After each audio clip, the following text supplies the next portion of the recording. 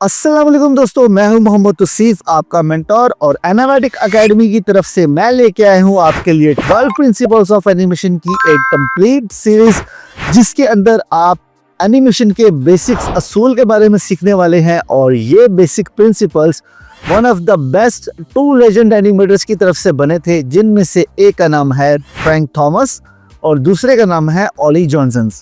तो अब चल के हम अपनी पूरी सीरीज के अंदर देखेंगे कि ये प्रिंसिपल्स किस तरीके से आपकी एनिमेशन को स्मूथ करते हैं। तो चलो इन्हें वन बाय वन एक्सप्लोर करते हैं।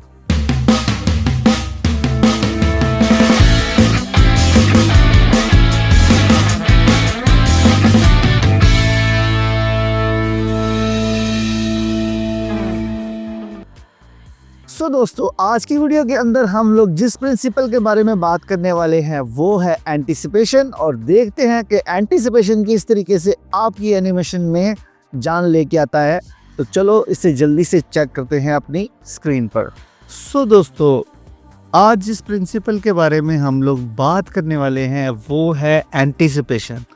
तो एंटीसिपेशन से मुराद ये है, अगर मैं आपकी तरफ देख के बता सकूं, कि आपने जब भी कोई एक एक्शन परफॉर्म करना है, फॉर एग्जांपल आप कोई भी एक एक्शन परफॉर्म करते हैं, उस एक्शन को परफॉर्म करने से पहले जो आपकी तैयारी होती है, जिस तरीके से आप प्रिपेयर करते हो खुद को, वो चीज़ होती है एंटीसिपेशन।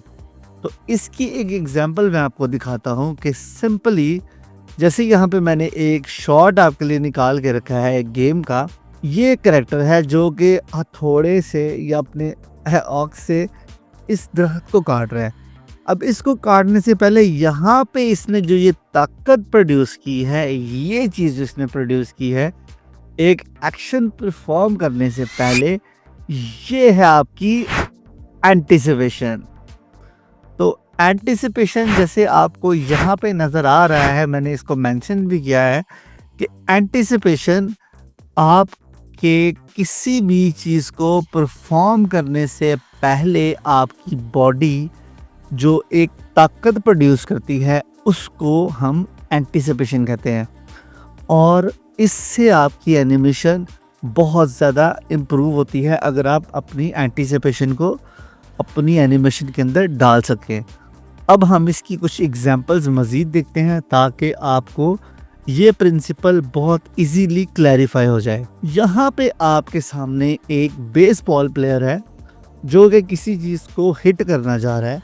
तो देखिए, जैसे ही वो बॉल उसके पास आता है, उसकी बॉडी एक प्रॉपर फोर्स, यहाँ पे आप देख रहे हो, एक प्रॉपर फोर्स वो जनरेट कर रही है और देन वो उसको हिट करती है अपने एक्शन को। तो यहाँ पे आप देखो कि उसने पहले फोर्स प्रोड्यूस की, उसकी बॉडी पहले रेडी हुई, थोड़ा बैक हुई और देन फोर्स बनाई और देन उसने उसको हिट कर दिया। इसकी एक नेक्स्ट एग्जांपल मैं आपको दिखाता हूँ, थोड़ा सा इसको मजीद समझते हैं। तो यहाँ पे आप देखो कि ये मेरे पास एक कैरेक्टर है जो कि हिट करना चाह रहा है। जैसे ही इसने हिट करना है, वो एक पहले पूरी की पूरी फोर्स को जनरेट कर रहा है, जो कि यहाँ पे हैमर में इस टाइम यहाँ पे अवेलेबल है।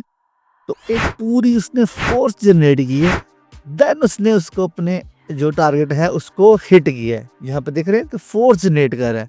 अगर वो यही चीज़ विदाउट फोर्स को जनरेट किए हुए प्रोड्यूस करता है तो एक्शन इतना अच्छा नहीं लगता।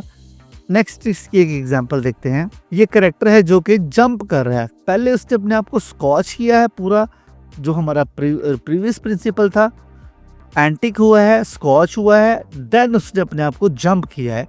तो यहाँ पे इसने अपने आप को कर लिया स्कॉच और देन इसने यहाँ पे किया है जंप।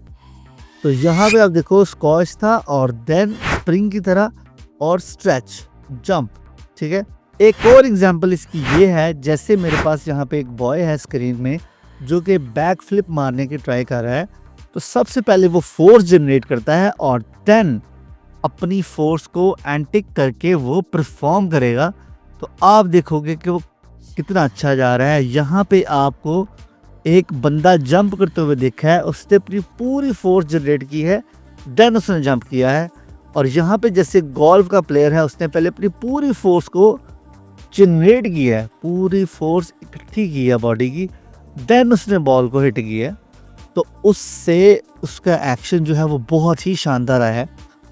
यहाँ पे आपको एक और एग्जांपल दिखाता हूँ, आई थिंक आपको समझ आ चुकी होगी कि मेरे कहने का मकसद क्या है। यहाँ पे एक और बंदा है जो कि बॉल को थ्रो कर रहा है, तो सबसे पहले उसने अपनी बॉडी को पूरा एंटिक किया है, पूरी फोर्स जनरेट की है, देन उसने उसको थ्रो आउट किया है। तो ये वाला जो एक्शन हमारी बॉडी परफॉर्म करती है किसी भी एक्शन को करने से पहले, ये हमारा एंटिक होता है। सेम लाइक जैसे हमने पहले बात की है कि उसने हिट करना है तो अपनी पूरी की पूरी बॉडी की फोर्स को उसने जनरेट किया है।